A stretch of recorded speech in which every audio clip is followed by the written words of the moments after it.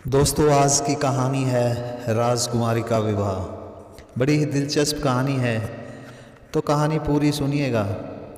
कई सदियों पुरानी बात है। काशी नगरी में कुशबाहु नाम का एक राजा हुआ करता था। राजा बहुत ही दयालु तथा न्यायप्रिय था। उसके राज्य में किसी चीज़ की कमी नहीं थी। वह बहुत ही पराक्रमी राजा था। उसकी एक पुत्री थी जिसका नाम सुनंदा था। सुनंदा बहुत ही सुंदर थी। उसकी खूबसूरती के चर्चे चारों तरफ थे। खूबसूरत होने के साथ साथ वह बहुत ही समझदार भी थी। वह अब जवान हो चुकी थी। राजा को उसके विवाह की चिंता खाए जा रही थी। राजा ने घोषणा करवा रखी थी कि वह राजकुमारी का विवाह किसी ऐसे युवक से करेगा जिसमें कोई ऐसी खूबी होगी जो किसी दूसरे युवक में ना हो। बहुत सारे युवक आए, लेकिन कोई भी राजकुमारी को पसंद नहीं आया। एक दिन किसी दूर प्रदेश से कोई युवा राजकुमार राजा से मिलने आया। उसने भी राजकुमारी से विवाह करने की शर्त के बारे में सुन रखा था। उसने राजकुमारी की सुंदरता के बारे में सुन रखा था। राजकुमारी से विवाह करने की इच्छा ही उसको काशी नगरी में ले आई थी। राजकुमार ने राजा को कहा, महाराज, मैं आपकी पुत्री से विवाह करना चाहता हूँ। राजा ने पूछा, हे नौजवान, तुम्हारे अंदर ऐसी क्या खूबी है जिसके दम पर तुम राजकुमारी से विवाह करने की इच्छा रखते हो? राजकुमार ने उत्तर दिया, महाराज, मेरे पास ऐसी शक्ति है जिसके द्वारा मैं किसी को भी अपने साथ लेकर तीनों लोक में कहीं पर भी जा सकता हूँ। राजा ने उत्तर दिया, ठीक है, तुम 3 महीने इंतज़ार करो। मैं राजकुमारी से इस बारे में चर्चा करके तुम्हें बताऊंगा। अगर राजकुमारी को तुम्हारी यह विशेषता पसंद आई तो वह तुमसे विवाह कर सकती है। दोस्तों, वीडियो को लाइक तथा चैनल को सब्सक्राइब जरूर कर लीजिए। भगवान आपकी सभी मनोकामनाएं पूर्ण करेंगे। करीब 1 महीना गुजरने के बाद वहाँ पर एक ब्राह्मण युवक राजा के दरबार में आया। युवक ने राजा से कहा, महाराज, मैं आपकी पुत्री सुनंदा से विवाह करने का इच्छुक हूँ। उस युवक से राजा ने पूछा, हे नौजवान, तुम्हारे अंदर ऐसी क्या खूबी है जिसके कारण मैं अपनी पुत्री का विवाह तुमसे करने के बारे में सोचूं? युवक ने जवाब दिया, महाराज, मेरे पास मेरे गुरुजनों की दी हुई ऐसी विद्या है जिसके कारण मैं यहाँ से बैठे बैठे तीनों लोक में कहीं पर भी कुछ भी देख सकता हूँ, कुछ भी पता लगा सकता हूँ। राजा ने उत्तर दिया, ठीक है, हम तुम्हारी परीक्षा लेंगे।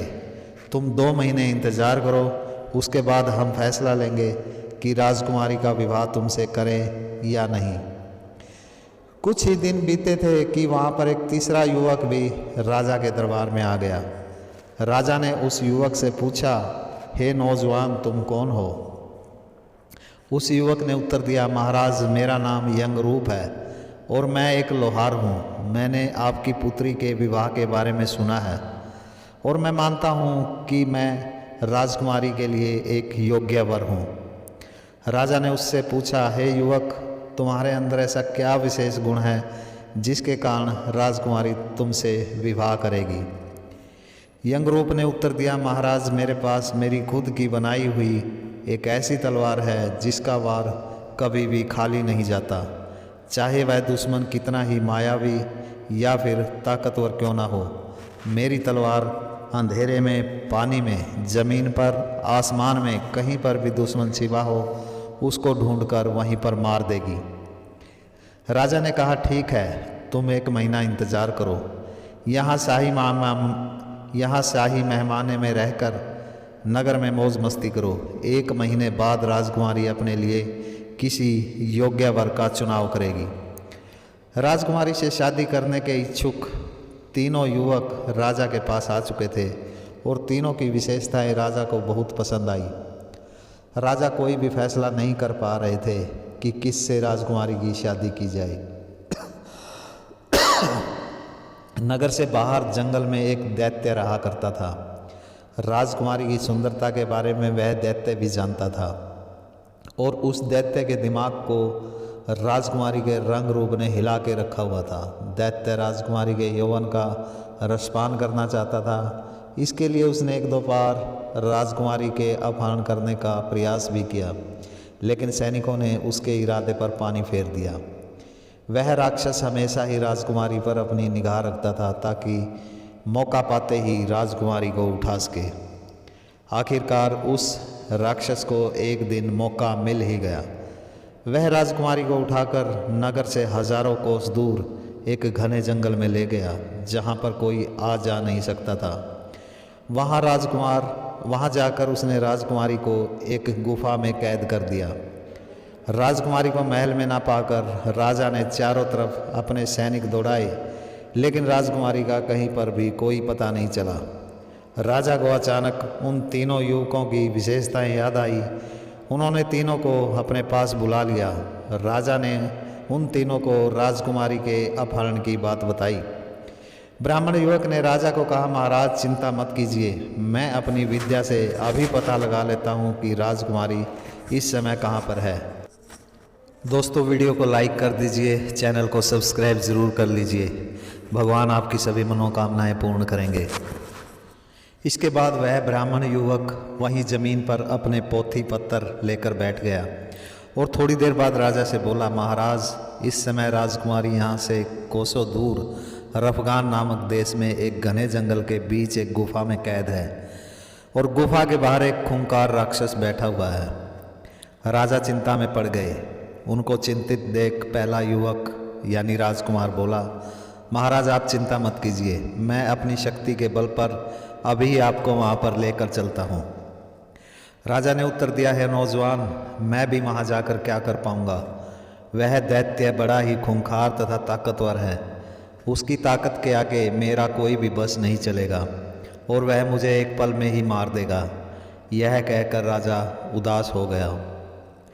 राजा को उदास देख तीसरा युवक राजा से बोला, महाराज आप उदास मत हो, मैं वहाँ जंगल में जाता हूँ तथा अपनी तलवार से उस राक्षस का सिर काटकर राजकुमारी को छुड़ा कर लाता हूँ। राजा ने कहा, नहीं, तुम उस राक्षस को नहीं जानते। वह राक्षस बहुत ही ज़्यादा ताकतवर है, वह तुम्हारी जान भी ले सकता है। हमारे कितने ही सैनिकों को वह मार चुका है। युवक ने उत्तर दिया, महाराज आप चिंता मत करिए, राजकुमारी के बिना वैसे भी मेरी जान की कोई कीमत नहीं। मैं राजकुमारी से बहुत प्यार करता हूँ तथा उसके बिना जीने की सोच नहीं सकता। राजकुमारी के लिए मैं कुछ भी करने के लिए तैयार हूँ, बस आप मुझे पहले युवक से वहाँ भेजने के लिए कह दीजिए।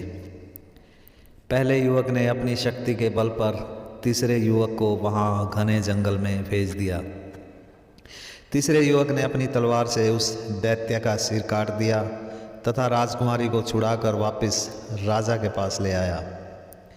राजकुमारी को देखकर राजा बहुत प्रसन्न हुए। तीनों ही युवकों ने अपनी अपनी विशेषता के अनुसार अपने योग्यता को साबित कर दिया था। राजा ने राजकुमारी को उन तीनों में से किसी एक युवक से विवाह करने के लिए कहा।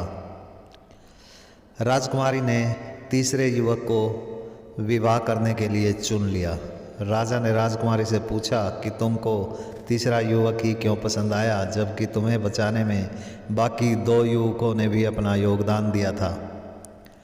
राजकुमारी ने उत्तर दिया, जो किसी और का जीवन बचाने के लिए अपनी जान की परवाह ना करे वही इंसान विशेष होता है। यही गुण बार बार इंसान के काम आता है। दोस्तों, वीडियो को लाइक कर दीजिए, चैनल को सब्सक्राइब ज़रूर कर लीजिए। भगवान आपकी सभी मनोकामनाएं पूर्ण करेंगे। धन्यवाद।